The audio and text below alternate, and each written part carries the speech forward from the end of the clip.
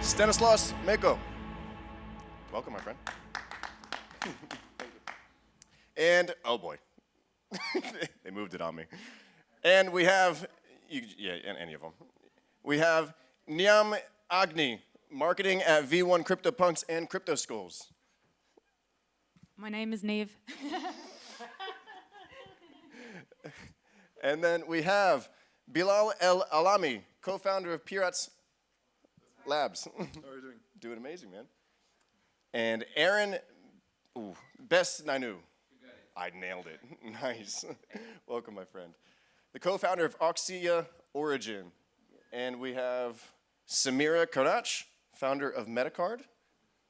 Never heard my name spelled like Did I get it right? And Yana Levkovich. Nice to meet you. nice There you go.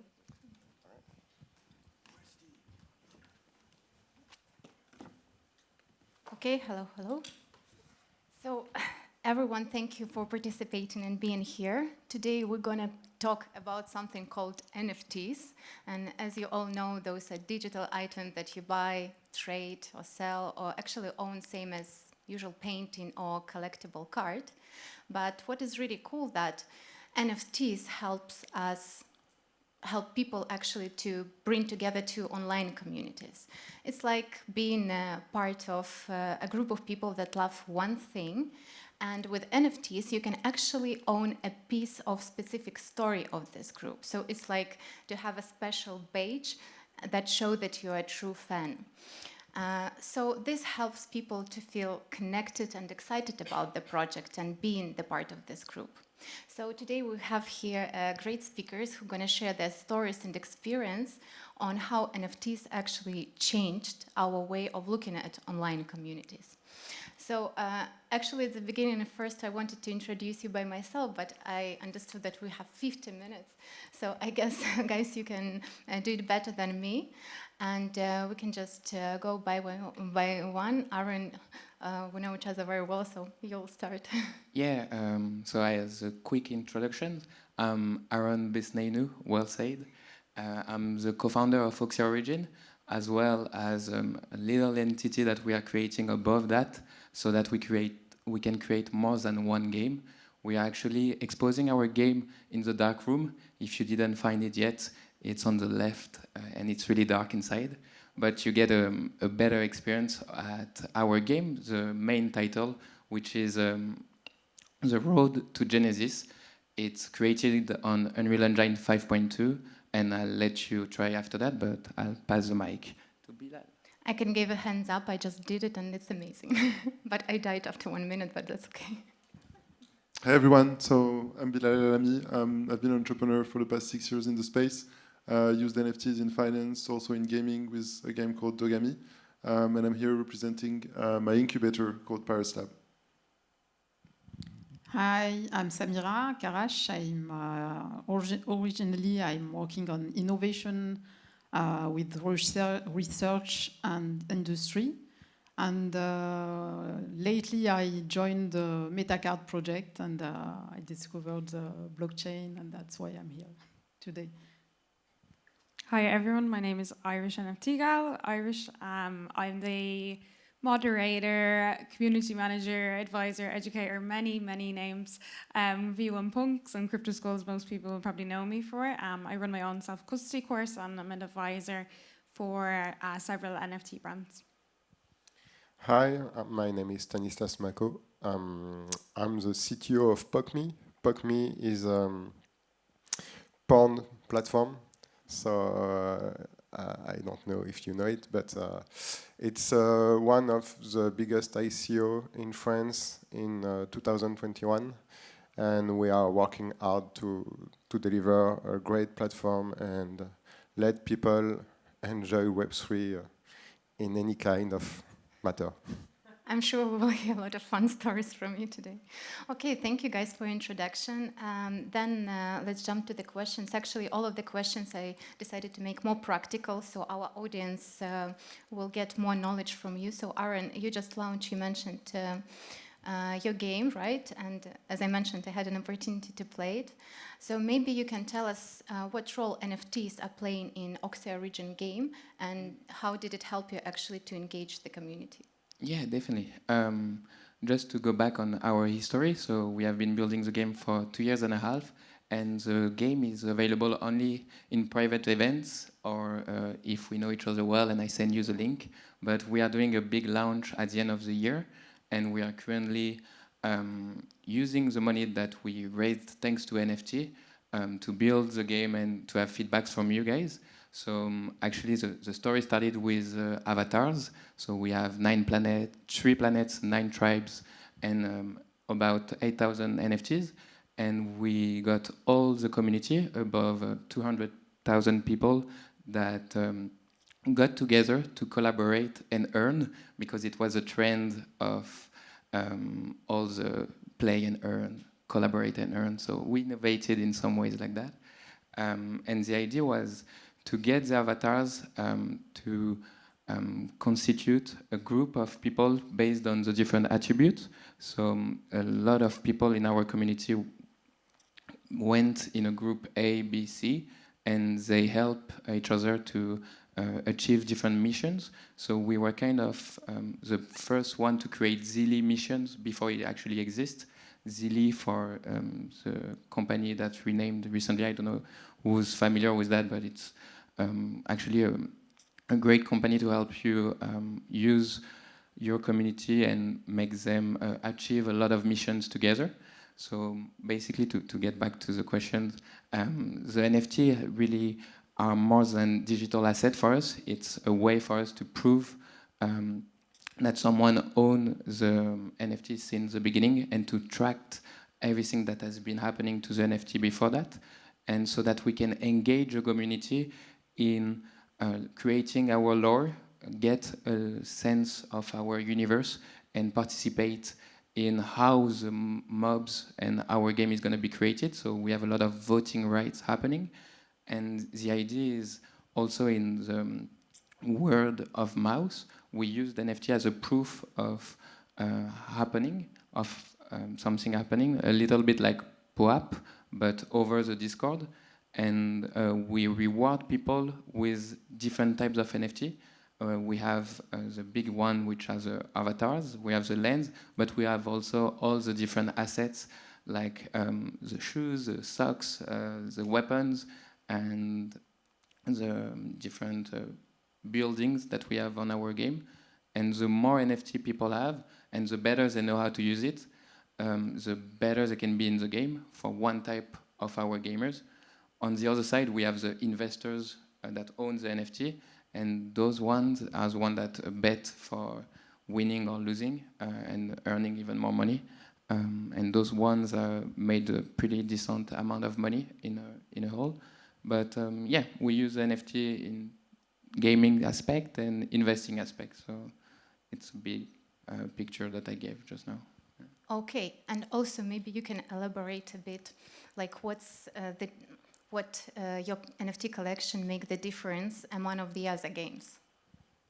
So how we differentiate ourselves. So I always say that last year was, and the past 2 years, and even since 2017, was so interesting because the market has been moving so fast that we always had to learn and unlearn every month or every 2 months. So I'm going to maybe talk more about a specific period, like last month, in which we collaborate with so many different chains, and we try to be cross-chain, even though the technology is not that ready yet. But for now, we are creating different skins, which is the best practical usage for NFT for now, with different community. So you can use it outside of the game. You can use it outside of the game, but also when you guys are going to play the game, you'll be able to change the skin of the gamers. And a lot of kids that have played the game now, for the different investors that don't play game but have kids that play too, they loved this experience because it helped us fascinate the image that they're going to have in a part of the world they are spending so much time on.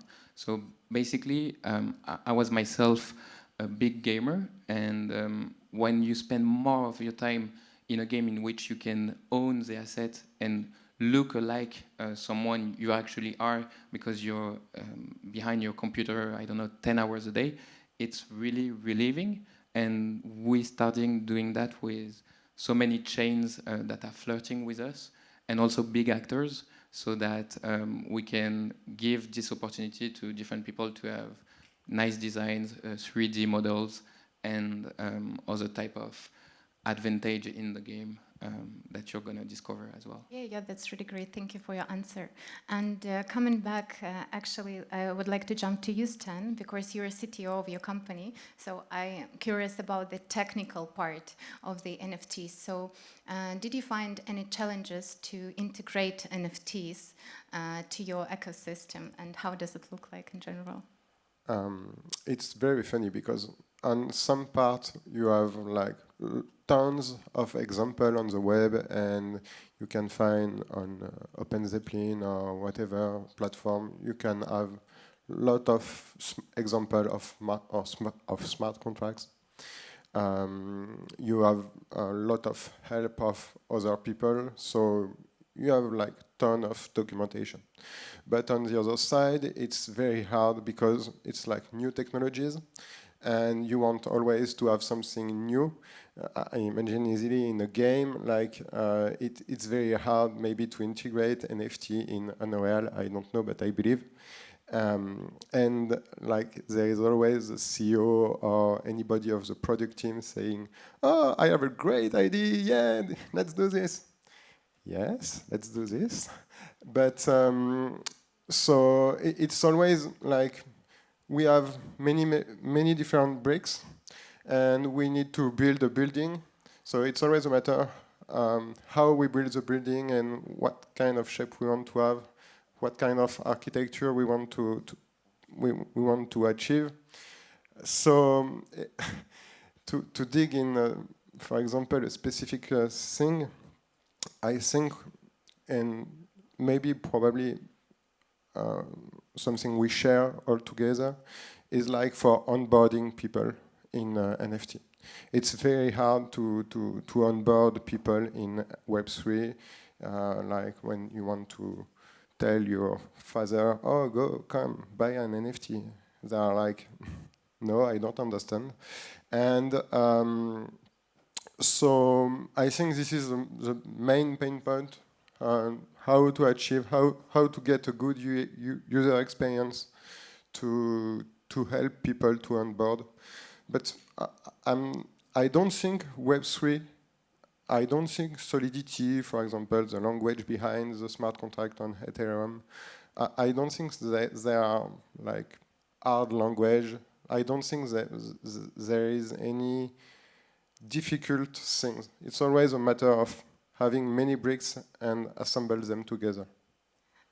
Thank you for your answer. And actually, it's very funny that you raised the question of educating Web2 audience, but you have a porn platform, right? So I think you don't have any problems to have Web2 audience. So how exactly actually you're trying to educate your audience to interact with Web3 pieces?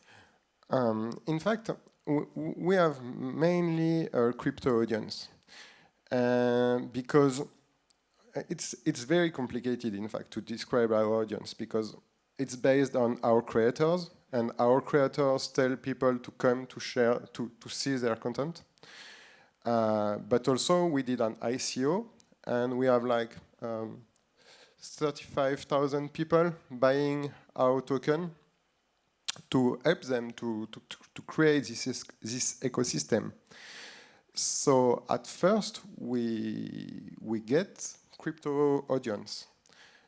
Now we have more than 100,000 users subscribed, registered. So we could believe that it's something changing. But the first thing we do is to provide payment with credit card. And it's hard because particularly in France, you have the PSAN. So you have to be very careful how you implement your payment processing scheme. But I think the payment by card is the first thing. So that's why when I see like Binance card or stuff like this, I don't like this on the crypto Web3 vision, decentralized vision. But I think it's a good way to help people to have a like common usage of their crypto. Yeah, and what about NFTs? Did it help also to engage with your community? Or not really? Here also is it's a difficult question because we have different kind of NFT on the platform. We have NFT we have designed with our ambassadors. Like the first NFT we did was you buy the NFT of the porn star and you get his Unique content, probably. No, not unique content. String, his string. I don't know the name in English, in fact. Sorry, but a piece of lingerie. Okay. Yeah, I don't know the name in English of this. But you have the picture. Underwear. Okay, sorry. And so, firstly, it was with a very precise objective, and so you get the NFT, you know what you get in compensation. But after, if you get the NFT on the platform, you get access to the unique content. But we also did some NFT to get particular chat with the porn star or to participate to game, because we have a game like we did what we call the Pokmi war. So Pokmi, you can, if you go to the red light tower after, you will see some Pokmi. It's some avatars, and if you buy a Pokmi, you can participate to a Pokmi war, and you get land in Decentraland or Sandbox if you win the war. So we have different kind of NFT, and I believe that all the NFT are not by the same people. So, like, for example, there are some investors, and maybe investors are more in Pokumi or in big collection of NFT, but like consumer, I would call them, just want to buy NFT of their favorite porn star or whatever. Yeah, so you actually found a way how to bring a new audience, actually. Yes, but I believe that, but I know that people don't buy really NFT. They buy access to content. And this is a thing I think is very important. I think Web3 will win if we enable people to buy things like how they are used to. If we tell them, buy this NFT because you are going to have access to the content, they are going to say, no, I just want to have access to the content. Don't sell me your thing. And if you tell them only, okay, just buy whatever, you are going to have access to the content. But they have a proof, they have buy it. And in our vision, it changed something. But I believe that in the public, large audience, it doesn't change anything, in fact, at the moment. Yeah, cool, thank you. It's really great answer. And as far as we're in a marketing topic right now, Niamh, I'm going to ask you a question. Maybe you can just share a microphone. So you're responsible for marketing We Won CryptoPunks and CryptoSkulls, and I'm sure that all the audience would like to know how you guys managed actually to engage all this audience to this unique collection. Yeah, the first most difficult thing actually is just storytelling.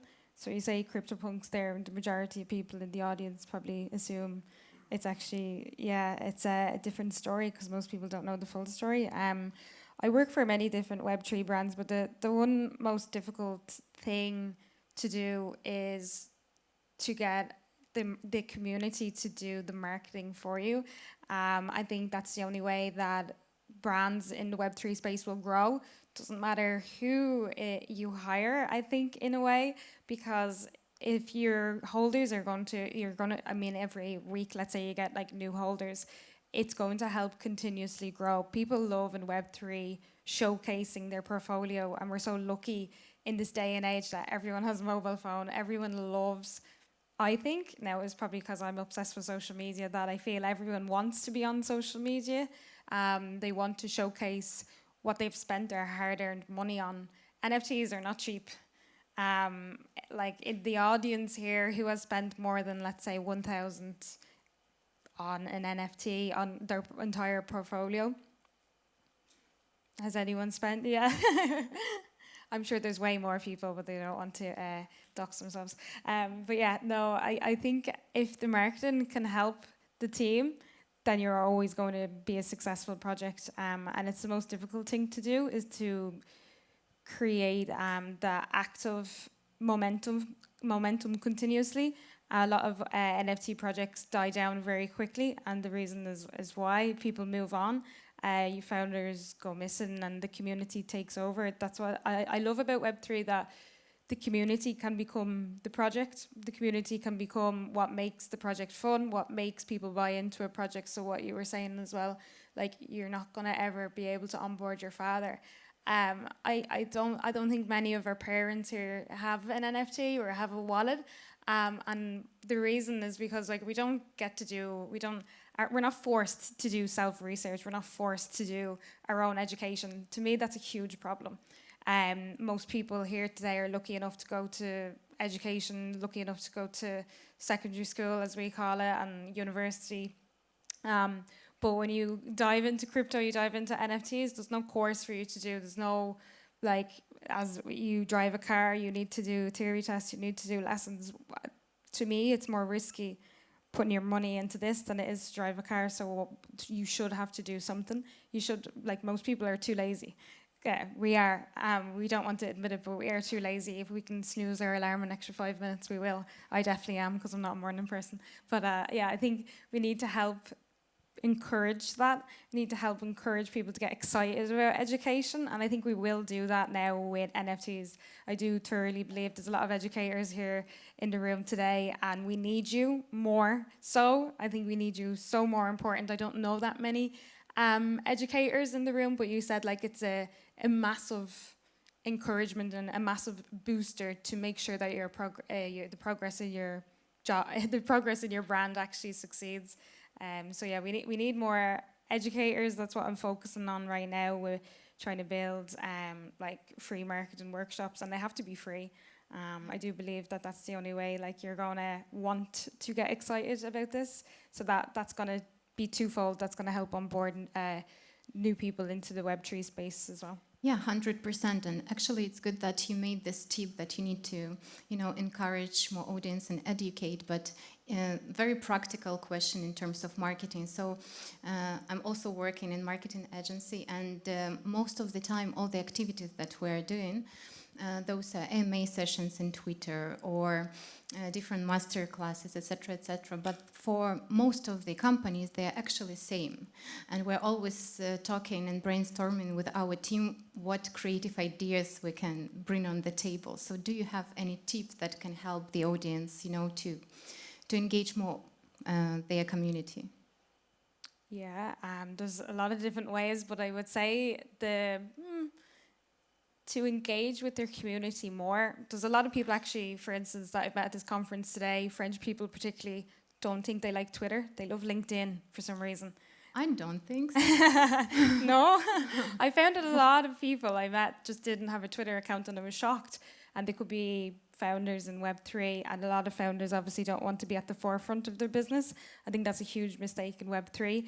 Yeah. You can hire me, but honestly, you're going to do a better job yourself, because you're going to build trust, you're going to build respect. So I think it actually ties down to that most importantly, because that's going to make a big impact who your audience is. Yeah, it's going to create your own story. Yeah, it's going to be a completely different audience if you want to just hire someone else to do that type of work.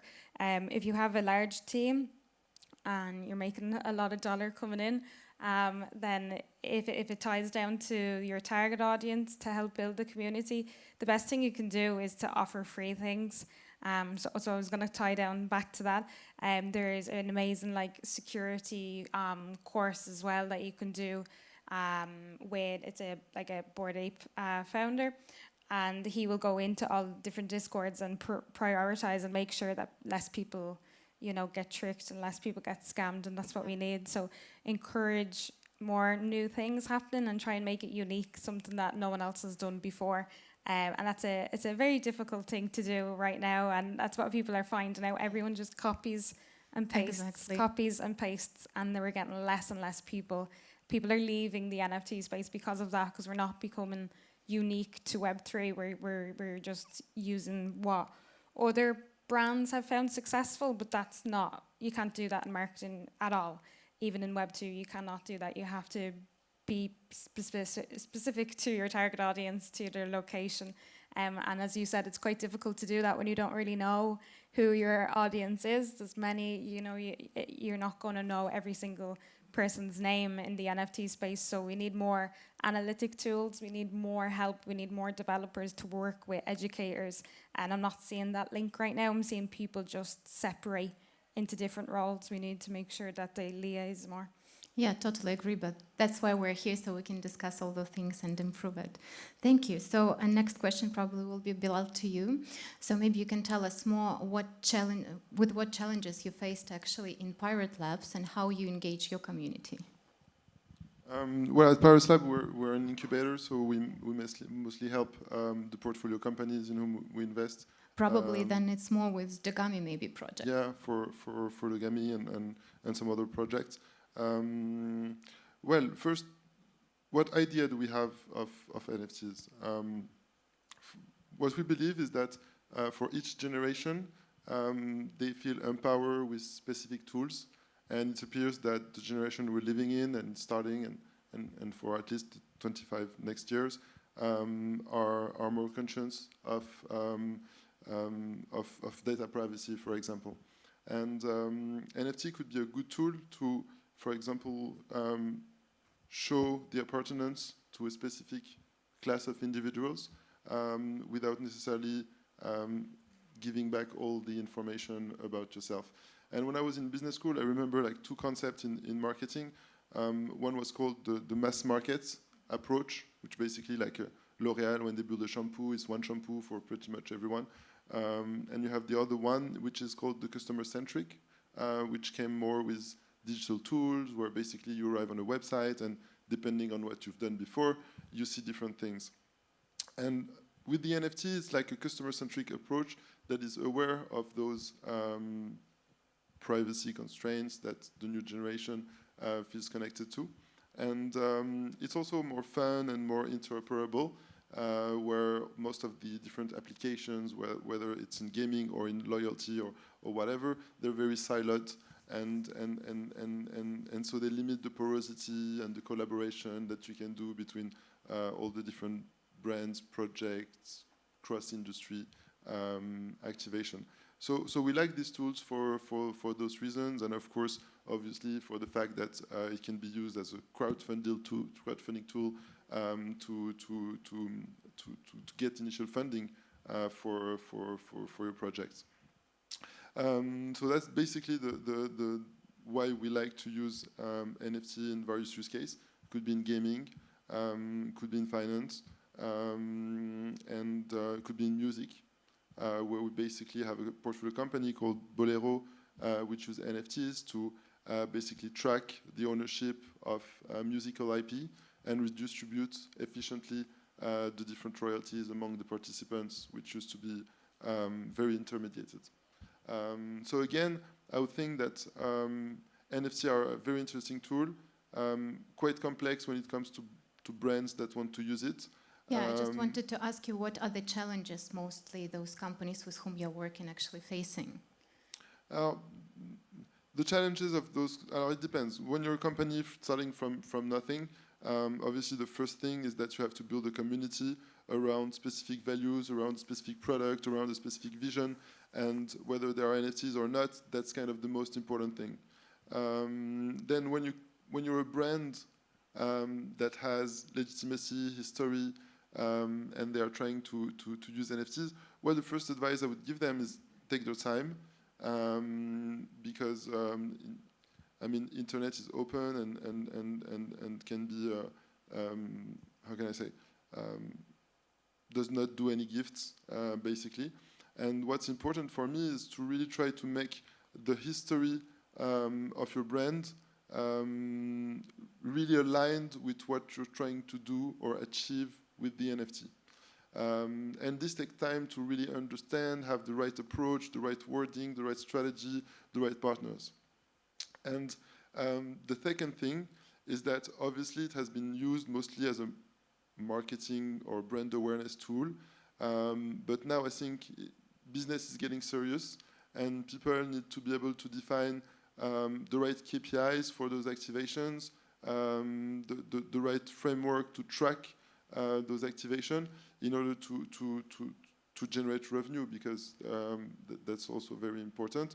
And generally speaking, if you want your brand to expand sustainably, you have to generate revenue. Yeah, 100%. We all need to generate revenue, definitely, at one point. Cool. So talking about serious business, Samira, my question next will be to you. You have an incredible, actually, and very inspiring experience in blockchain. You're also a blockchain consultant, right? And also running, you're co-founder of Metacard. So maybe you can tell us how landscape going to change when NFTs are coming here. What's your perspective on this? Yes, maybe before answering this very question, a few words about what we are doing in Metacard. Metacard is a company that understood that things are changing. We used to hear that NFT is a game changer, but we think that things are also changing in front of the NFT game changer. So we bring all the power and all the potential of Web3 to the e-commerce and to the brand and small and medium business. Because so far, we can see that those 2 last years, there have been a huge amount of experimentations in all their directions. Brands worked on several campaigns, collections. I think, if I'm not wrong, we had like 200, more than 200 collections from the luxury industry, major brands, automotive. I think Louis Vuitton also did something. Who? Louis Vuitton, I think, also did something. I cannot tell. Sorry for my French. Yes, Louis Vuitton. Louis Vuitton. Louis Vuitton. I like the way you say Louis Vuitton. I tried. By the way. Yes, because the codes of NFTs fit to luxury. It's very exclusive, but it's about privilege. It's about personalization of the relation between the brand and the client. So this brought to us a lot of learnings. And now we say that the market is moving fast, but now we can connect dots, and now we can say that we have like trends.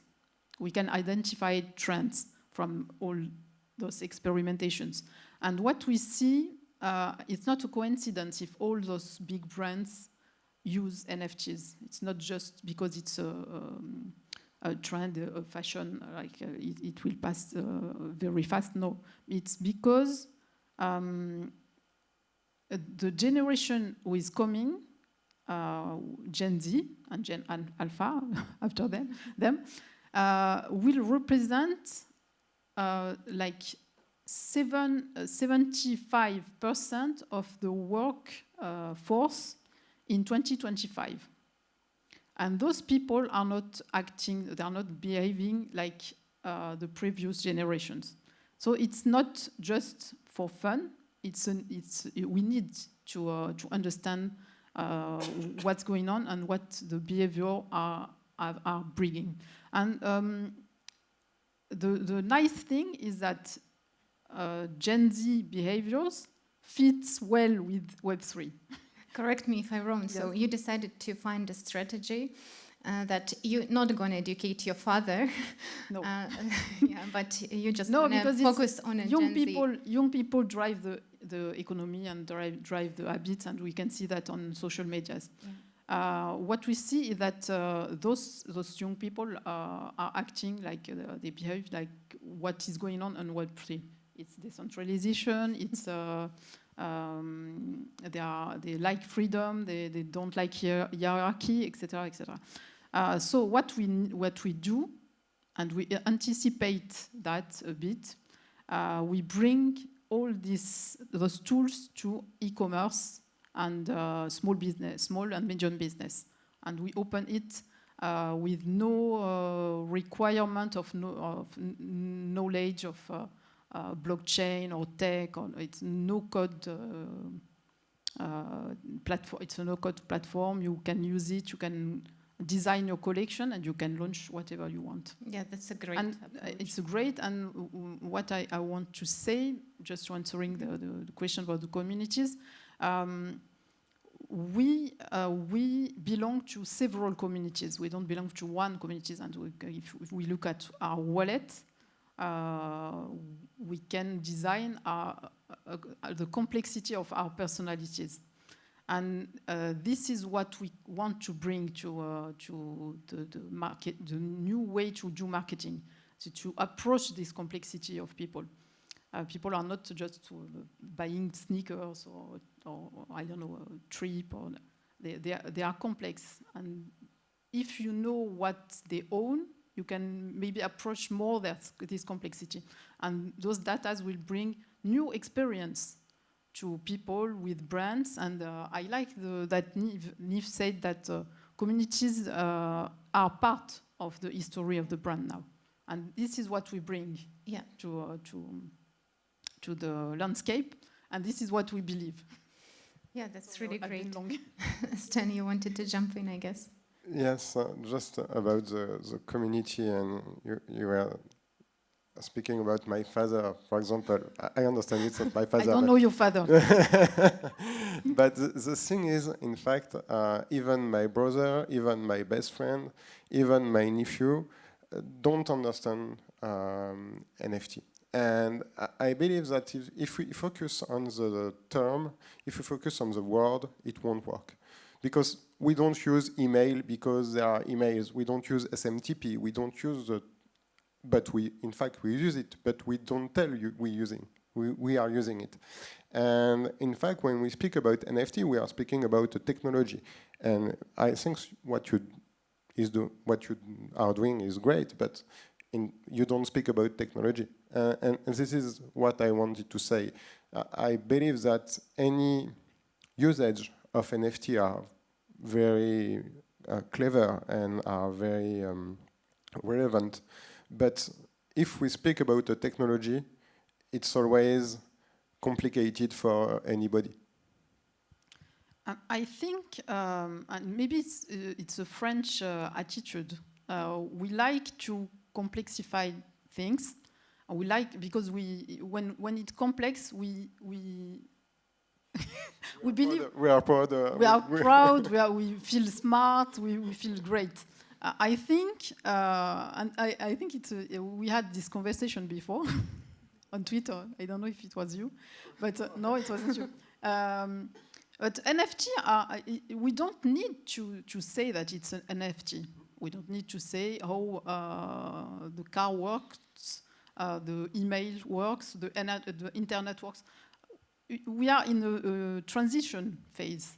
And I think that very fast we are going to a world where we won't say NFT anymore. We just use it. We are just going to use it. Okay, so maybe we need to do rebranding of NFT. Let's do it right. Let's call a marketing team. Yeah. No, but I think what Stan was meaning is that it's also kind of our duty as builders to be very much aware of the terminology we use to make it as digestible as possible. Yeah, so going back on the rebranding, I don't know if anyone from the conference is here, but that's one problem with NFT Biarritz, NFT Paris, and everything. But at the end of the day, it's because I think we approach the blockchain and the NFT as if it was like the website or internet, like the platform. But at the end of the day, yeah, it's a tool, and we're just realizing that we need to go towards the people and making sure that they are using the technology rather than trying to get them towards the NFT and trying to teach them how to learn different seed phrase, etc. And yeah, I didn't want to interrupt before, but thanks to the NFT and this new platform, you succeeded to create a big brand in porn where only big actors are there, and there were like a big lobby. So I think same for us in terms of gaming. It's so hard to compete with big actors, and the thing I think we are part of the community, and we are using this so that we can leverage what we want to do, and it's our turn to not copy paste and do like original stuff. And probably related to what you said, Bilal, we are currently in a bear market. For the one that doesn't know a bear, yeah, it's like a slow market. And for sure now it's hard to invest so that we innovate, but by being all together and reunited and also partying all together, we can leverage also more tools and things so that the random father, brother, Niamh, they access to porn maybe, sorry, but without knowing that it's blockchain behind, or video game or Yes. commerce. I think our main objective is how to bring new people into the space. And yes, so you mean that we are the NFT community by ourselves, so it's very interesting because we are part of a NFT community, and in fact, we are our own community also. Something I would like to add about community is like we earn money thanks to the community, like with the ICO or NFTs, NFT collection. So it's it's very important, and it gives us power to do more things, but also we need to reward the community. And it's not a one-way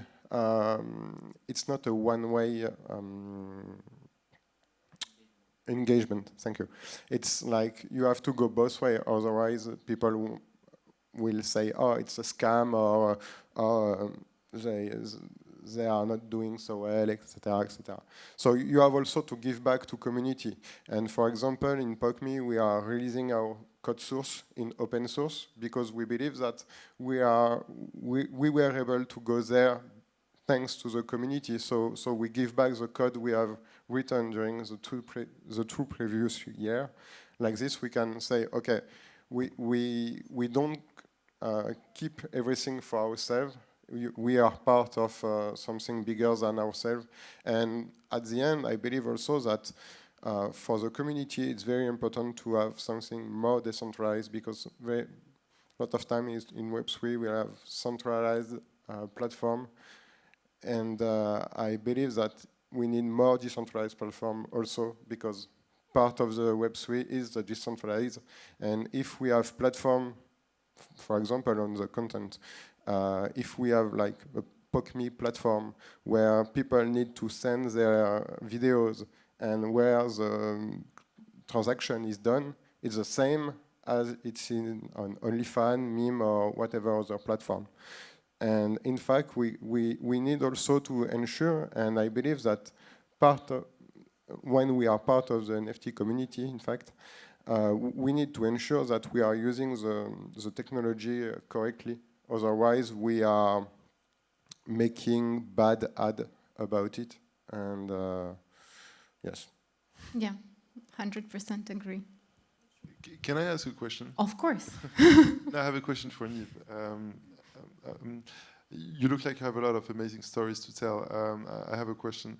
What would be your favorite marketing activation? Could you describe your favorite marketing activation? Oh, this is probably the favorite question, my most favorite question I've ever been asked in my life. Ooh. Honestly, I don't think I have one because I love my There job. must be one. Yeah, no, I One success absolutely. story. Yeah, tell a story. That's what I get paid to do. Probably, honestly, I would say the likes of live audio. So the likes of reusing content. People think I don't have enough content. I need new content every day. You do not. If you have a phone, like I don't know about you, I have probably easily 20,000 images in my phone. If I go back and find maybe the first, could be a screenshot of a tweet I did, maybe I deleted it, yeah? But I have a screenshot there just to prove that I did it. It could be to show process, whether you're an artist, a brand, yeah? You want to show, I think it's really interesting to show a story, even by just screenshots. Not everyone likes to read loads of words. I'm definitely not that type of person. I'm a visual learner. Most people here would probably be visual learners. They like videos, they like images. That's just the way we're brought up right now with social media. So why not reuse that to as much as advantage as we can? You do not need to be on your phone 24/7. You do not need to be taking new content, new photos every day. Like we see, let's say for NFT Biarritz, NFT Paris, I've been to like Lisbon, Tallinn. They reuse the same content from the year before to get people excited about the year now. That's the right way to do it. That's why I'm here, actually. I just watched the video. How do we hear, or how do we get excited about something? That's sharing a story of that could be better now. And that's what you need to bring that va-va-voom. Is that what French say? I don't know. No, probably not. I just like the slang. Va-va-voom, va-va-via, yeah, to the year now. So we need to create that. And if it's your first year, if you're a startup, obviously, maybe you're saying to yourself, you can't do that. You need to keep creating new content. No, you do not. Share your story as a background where you came from. People find that so interesting. And that's something that me, when I first came into like crypto, that I wanted to find out who were the first people, who was like the historical narratives of who created what we're doing today and what we're lucky enough to do. So yeah, that's what I would say. So that would be whole Twitter Spaces, that would be YouTube, and making sure that you just plaster it all over the world for everyone to see. Thanks. I have another question. No, go ahead. Okay, just I want to answer that question as well. No, it just in general, I think you would do a great job in Spotify, or you would do something really great by having a podcast. We have seen the tendency of having podcasts in 2017. There were a big boom, even more with COVID that helped us listen to all of that. But now we see a lot of big brands ordering seasons, episodes to professional podcasters. And I think I agree with you that live, it's all about what can get the most attention out of the people. And we are switching from last year, which what you mentioned, Niamh, about doing giveaways, giving free stuff to people. People would always love that, but it changed in a matter that now it got dangerous to receive free stuff. And it's all about how you engage someone based on something that it's free, but how do you engage him in a content way? So I think the future best activation would have to have podcaster or live people that create content live for you in exchange for something that we know it's not a scam. And that goes by having a brand that is well known, so people know they're not going to scam them, and engage people towards making them think that the value of what they get compared to what they create, it's so much better. And yeah, your second question. What do you guys think about memes? He should get like the award tonight. Wasn't there an award ceremony? I'm just chilling here. It's amazing. No, I'm taking advantage to have such amazing people in marketing. So I want you to answer this. Yeah, we have 1 minute. Just everyone can share that for us. What do I think about meme? Meme platform like the content platform like OnlyFans? Yeah, well, like doing memes to entertain the community. I mean, I've been trying to do memes for the past. Meme. Okay. Yeah. No, we are not speaking about the same things. No, but anyway, there's just 30 seconds. It was half a joke, so let's conclude, guys. Okay, so maybe Samira, we have some time. Maybe you can share very fast your success stories, how you activate your marketing campaigns. Actually, what can I say? Or maybe in e-commerce, you just don't do this. What can I say? Maybe I can get back to the history of Metacard and how we launched it, because it's a nice story. Maybe you can conclude like this. The founder of Metacard, the CEO, is here, Kader, discovered the blockchain, and he was unable to transmit it to his beloved, and he thought that the better way to transmit this huge world we discovered is the gift. And that's the story of Metacard. The story of Metacard is the gift card. And maybe I will conclude like this. Yeah, so you understood that free stuff, everyone likes free stuff, actually. Okay, cool. So do we have time for questions? So not really. No. Anyways, you can always reach out the guys and ask all the questions that you have. And thank you. Thank you. Listening us. Amazing. Thank you. Everybody give him a round of applause. Amazing. Thank you, guys.